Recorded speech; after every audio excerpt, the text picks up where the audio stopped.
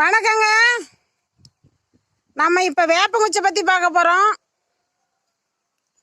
20 வயசுக்கு மேலே நிறையா பேர்த்துக்கு பல்லு சொத்தி ஆகிடுதுங்க.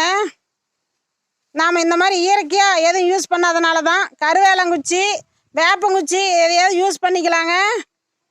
இது கசப்புத்தன்மை இருக்கிறதுனால நம்ம பல்லு சொத்தி ஆகாது, சொத்தி ஆகிறத தடுக்குங்க.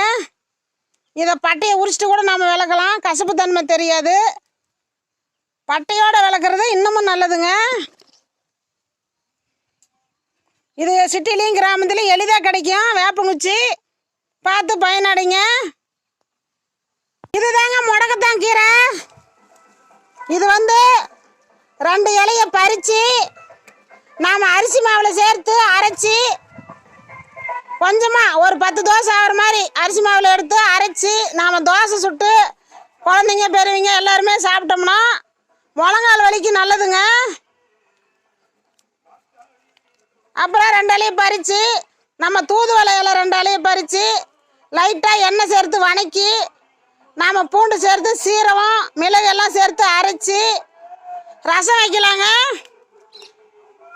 இதில் சளி காய்ச்சல் எல்லாமே குணமாகும். பார்த்து பயனடைங்க நீங்களும்.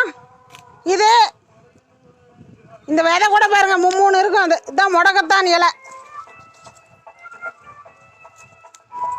வேலிகள்லாம் வரப்புகள்லாம் நிறைய இருக்குங்க. இது அபூர்வ மூலிகை. இந்த கொடியாக இருக்கும் பாருங்க.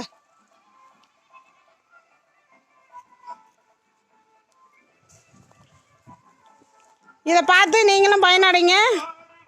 தூதுவளை இலை இதில் அந்த முடக்கத்தான் தலையும் இந்த தலையும் சேர்த்து வணக்கி அதில் மிளகு கொஞ்சம் சீரகம் சின்ன வெங்காயம் கருவேப்பிலை எல்லாம் சேர்த்து லைட்டாக வணக்கி பூண்டு 2 கட்டி சேர்த்துக்கணும். நல்லா வணக்கி புளி சேர்த்து நம்ம ரசம் வச்சோம்னா சளிக்கெல்லாம் நல்லது, ரொம்ப பிரமாதமாக இருக்கும். சளி காய்ச்சலுக்கு நல்லது. 1 டம்ளர் ஊற்றி குடிக்கலாம். சளிக்கு அவ்வளோ நல்லதுங்க. நீங்கள் செஞ்சு பாருங்க.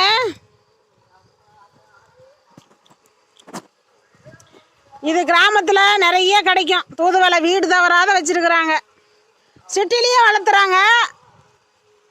இது அபூர்வ மூலிகைங்க. மேலும் விவரங்களுக்கு ஈஸ்வரியின் 4 ஒரு மூலிகை சேனலை ஃபாலோ பண்ணுங்க.